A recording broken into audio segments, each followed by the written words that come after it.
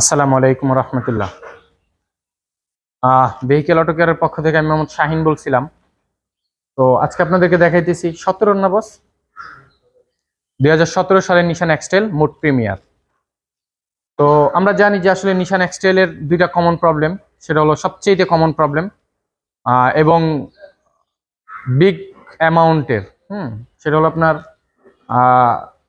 Transmission gear box. এটা যেহেতু ইসিবিটি gear box 80 স্পিডের, তো এই গাড়ির গিয়ার বক্স মূলত ড্যামেজ হয়। আর হলো আপনার ব্রেকিং সিস্টেম। ব্যাটারির ইস্যুটা কিছু কিছু ক্ষেত্রে ব্যাটারি ইস্যুটা হবে যদি আপনার গিয়ার বক্সে কনভার্টার মোটরের ইস্যু আসে, তখন ব্যাটারির ইস্যুটা আসে বেশিরভাগ ক্ষেত্রে। আর এমনিতে ব্যাটারির ইস্যুটা খুবই কম মাত্রায় তুলনামূলক। তো যাই হোক, এটার মূলত গিয়ারের ইস্যু এবং ব্রেকিং এর ইস্যু আমরা জানি যে এটা একটা কমন বিষয়। তো যদি আমরা গাড়িটার নাম্বার প্লেট দেখে বুঝতেছি গাড়িটার বয়স বেশি দিন হয় নাই, 1 মাস 1 বছরের কাছাকাছি আর কি, 1 বছর হয় নাই, 7-8 মাস, 6 থেকে 8 মাস। তো এমনও তো অবস্থায় আজকে দীর্ঘদিন যাবত, বস কতদিন হয়েছে প্রবলেম? আজকে 4 দিন। তো 4 দিন যাবত এটা ব্রেকিং সিস্টেমের প্রবলেম। তো আলহামদুলিল্লাহ, উনি বলতেছেন যে আল্লাহ রহমতে গিয়ারের কোনো ইস্যু নাই। আর আমরা জানি যে জাপান যেহেতু এটা রিকমেন্ড করছে যে গিয়ার, ওরা 2016 নিউ শেপ থেকে গিয়ারের প্রবলেমটা সলভ করে ফেলছে। তো আমরা 18-র কিছু সংখ্যক গাড়িতে পাইছি, অত গাড়িতে পাই নাই গিয়ারের ইস্যুটা। তো এই গাড়িটা আমরা এখন ব্রেকিং সিস্টেমের যে প্রবলেমটা আছে মূলত কি হয় এই জিনিসটা আপনাদেরকে দেখানোর চেষ্টা করব পরিপূর্ণভাবে। এবং প্লাস এটা রিপেয়ার থেকে শুরু করে যা কিছু আছে এভরিথিং, জাস্ট 2 থেকে আমাদের 3টা পার্ট হবে।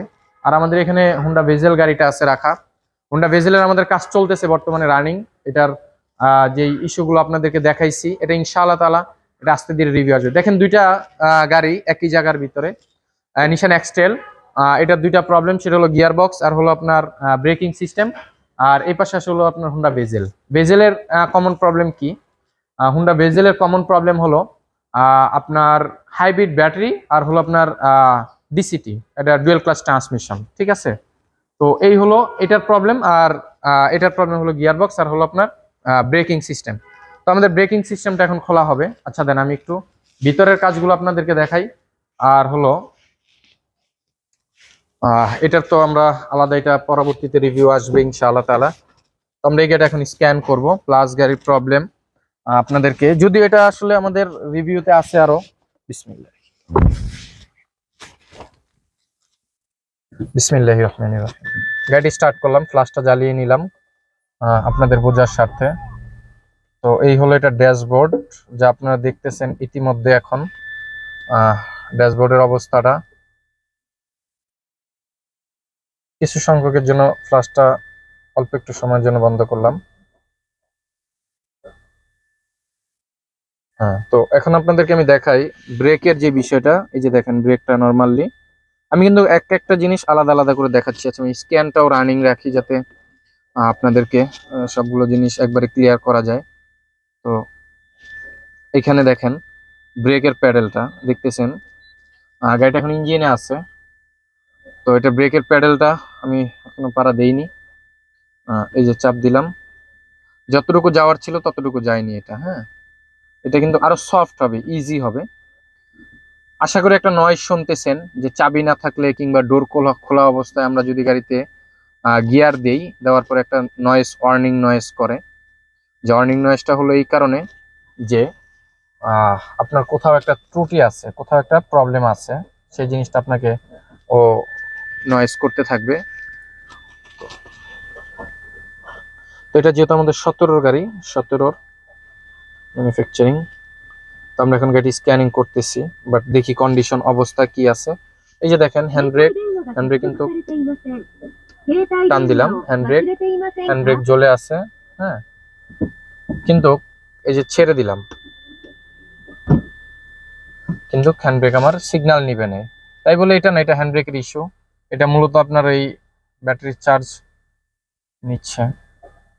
তো এটা মূলত আপনার ব্রেক বুস্টারের সাথে হ্যান্ড ব্রেকের কানেকশনটা এটা সেট করা, এই জন্য মূলত, যেহেতু বুস্টারের মোটর ইস্যু, অ্যাকুমুলেটর ইস্যু, তো এই জন্য আর কি এই সিগন্যালটা আপনার যাচ্ছে না। হ্যাঁ, তো আমরা গাড়িটি স্ক্যান চলতেছে, আমাদের স্ক্যানিং কমপ্লিট হলে আপনাদেরকে পরিপূর্ণভাবে দেখাবো ইনশাআল্লাহ তাআলা।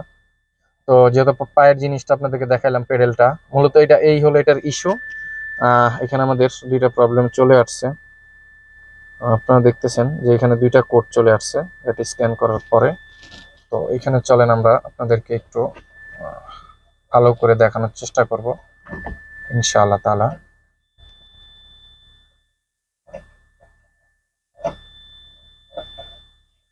তো এই যে এখানে দেখেন পাম্প মোটর, এটা যেহেতু আমার ব্রেকিং সিস্টেমে আসছে, যদি এবিএস মডিউল খারাপ হয় তখন আমার এই কোডটা চলে আসবে হলো আপনার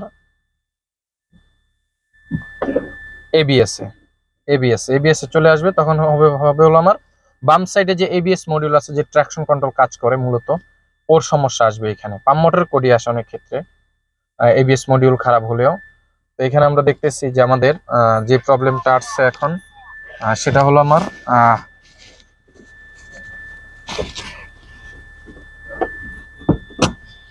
এখন আসছে যেটা, সেটা হলো আমার ব্রেক বুস্টারের ইস্যু। ঠিক আছে, তো যেহেতু ব্রেক বুস্টারের ইস্যু আসছে, তাহলে আমার এখানে ব্রেক বুস্টার খোলা হচ্ছে, যদিও সেটা তো আপনাদেরকে বলেই দিলাম।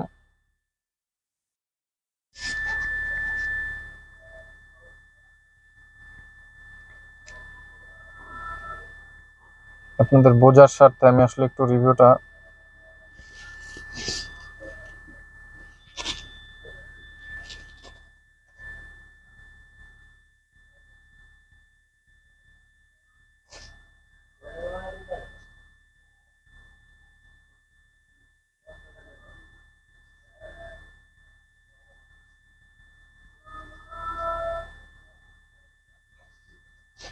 তো যাই হোক চেষ্টা করলাম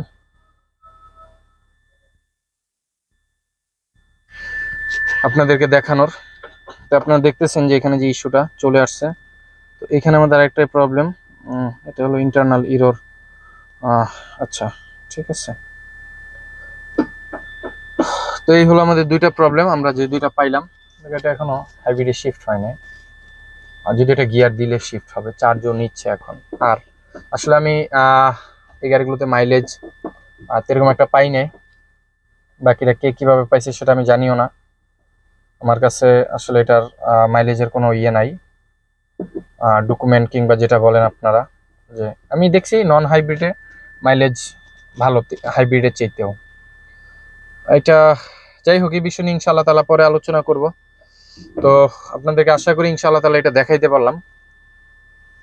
আমাদের বাহিরে এখন বন্ধ করে দিই আমরা, হ্যাঁ, এটা এখন টোটালি অফ করে দেই।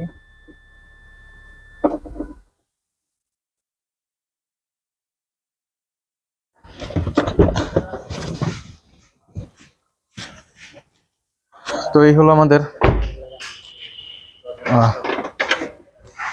এটা খোলার যে কাজটা চলতেছে। হাই,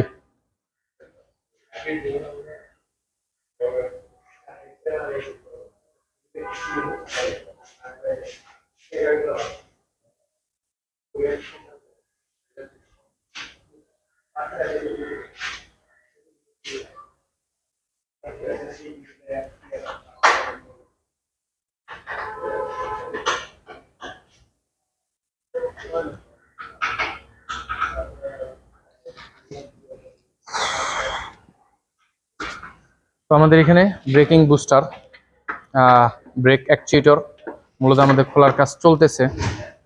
আপনাদেরকে দেখাইলাম এখানে লক টক যা আছে এগুলো সব আস্তে ধীরে দেখে দেখে খুলুন। গ্লাস সাবধান, খুবই সতর্ক থাকেন গ্লাসের ক্ষেত্রে।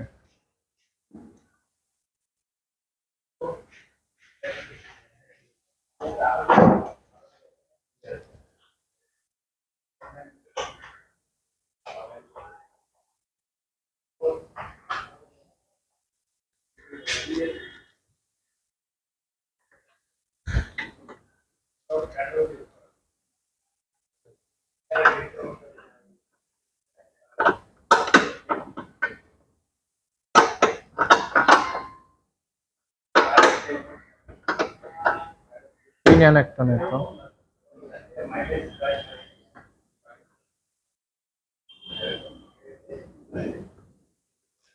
মাইলেজ কিরকম পান বস? 7। তো আমি যেটা মানে চিন্তা ফিকির করলাম, কিংবা আমি যেটা বললাম আপনাদেরকে, আসলে আজান দিচ্ছে। তো আমরা এই রিভিউটা এখানে রাখতেছি। সকলে ভালো থাকবেন, সুস্থ থাকবেন এবং সকলের জন্য দোয়া রাখবেন। আসসালামু আলাইকুম ওয়া রাহমাতুল্লাহ। আল্লাহ হাফেজ।